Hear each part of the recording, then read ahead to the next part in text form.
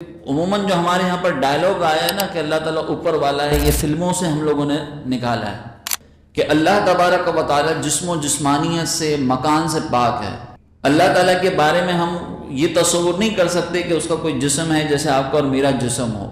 جسم سے مراد یہ ہو، جسم اس شے کو کہتے ہیں کہ جس کو ہم لمبائی، چوڑائی یا گہرائی میں تقسیم کر سکیں۔ مثال کے طور پر ایک پتلا سا کاغذ ہے، آپ اس کو لمبائی اور چوڑائی میں تقسیم کر سکتے ہیں۔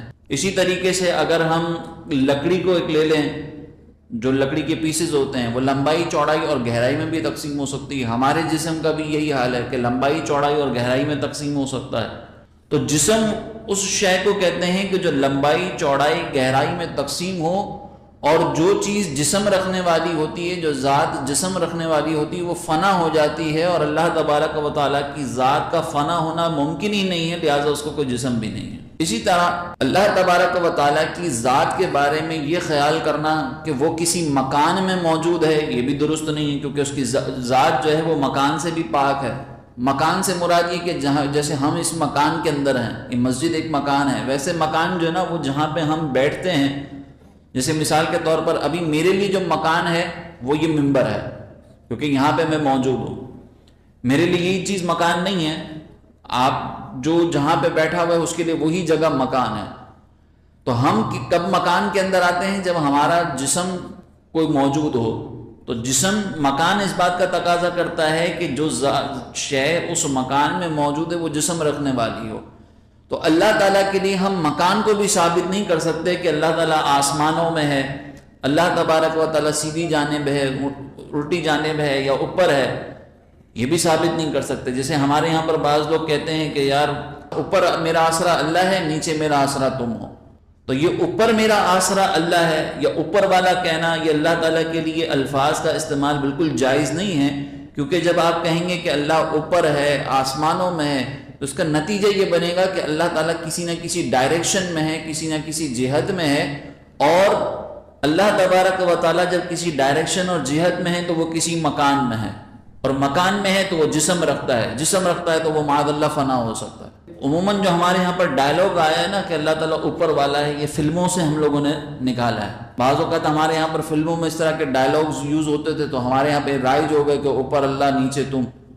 تو یہ جو سارے تصورات ہیں یہ درست نہیں ہے۔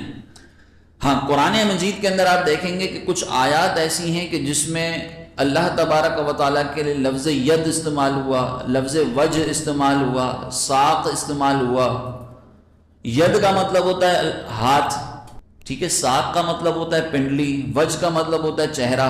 تو یہ جو الفاظ اللہ تبارک و تعالیٰ کے لیے استعمال کیے گئے ہیں، اس سے یہ والا ہاتھ مراد نہیں ہے جیسے آپ کا اور میرا ہاتھ ہے، یہ والا چہرہ مراد نہیں ہے جیسے ہمارا چہرہ ہے، بلکہ یہ آیات کہلاتی ہیں متشابہ ہے۔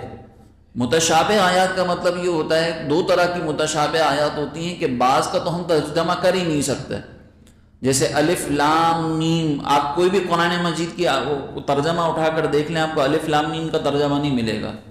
کیوں؟ کیونکہ یہ وہ الفاظ ہیں کہ جس کے معنی اللہ اور اللہ کے بتانے سے نبی کریم علیہ السلام کو معلوم ہے۔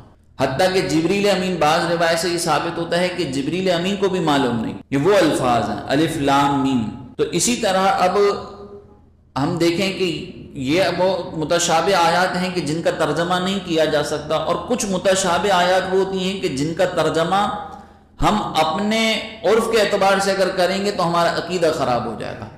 تو علماء پھر وہاں پہ یا تو تاویلی معنی بیان کرتے ہیں، جیسے ہم کہتے ہیں کہ اللہ تعالیٰ کا ید، اس سے مراد یہ ہے کہ اللہ تعالیٰ کی قدرت، وجہ کا مطلب اللہ تعالیٰ کی رحمت، اور اسی طریقے سے اللہ تبارک و تعالیٰ کے لیے جہاں ساق کا لفظ استعمال ہوا تو وہاں پہ مراد لے لیا جائے گا کہ بھئی اللہ تعالیٰ کی قوت ہے، قدرت ہے، وہاں پہ بھی یہی مراد لیں گے۔ تو ہم نے اس بات کی طرف توجہ کرنی ہے کہ اللہ تبارک و تعالیٰ کے لیے کوئی بھی ایسا لفظ استعمال کرنا کہ جس سے اس کے لیے مکان ثابت ہوتا ہو، کوئی بھی ایسا لفظ استعمال کرنا جس کے لیے جس کی بنیاد پر اس کے لیے جو ہے وہ کوئی جسم و جسمانیت ثابت ہوتی ہو، یہ ہرگز درست نہیں ہے۔ ہمارے یہاں پر عموماً ایک جملہ یہ کہہ دیا جاتا ہے کہ یار اب یہ تو اللہ تعالیٰ کے ہاتھ میں ہے نا، میں کیا کر سکتا ہوں، ہمارا کام نہیں ہوتا تو ہم جملہ کہہ دیتے ہیں یار یہ تو اللہ تعالیٰ کے ہاتھ میں ہے نا، اب ہم کیا کریں۔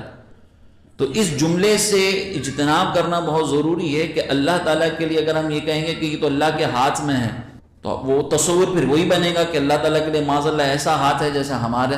تو اب اس کے لیے آلٹرنیٹ جملہ کیا ہوگا؟ آلٹرنیٹ جملہ یہ کہ اللہ تعالیٰ کے دست قدرت میں، اللہ تعالیٰ کی قدرت میں ہے، تو اللہ تعالیٰ کی شان ہے، اللہ کی مرضی ہے، وہ ہم استعمال کریں۔ تو ہم نے جب اس طرح کے الفاظ استعمال کرنے میں جب ہم احتیاط کریں گے تو انشاءاللہ ہمارے عقائد کے معاملے کے سلسلے میں ہم بہت حفاظت میں رہیں گے۔ عموماً ہمارے یہاں پر اس طرح کی چیزیں نہ ڈسکس کی جاتی ہیں، نہ ہم اس پر ذکر نہ جو ہے وہ ہم اس کے اوپر سیکھنے کی کوشش کرتے ہیں، تو اس طرح کی غلطیاں ہوتی رہتی ہیں۔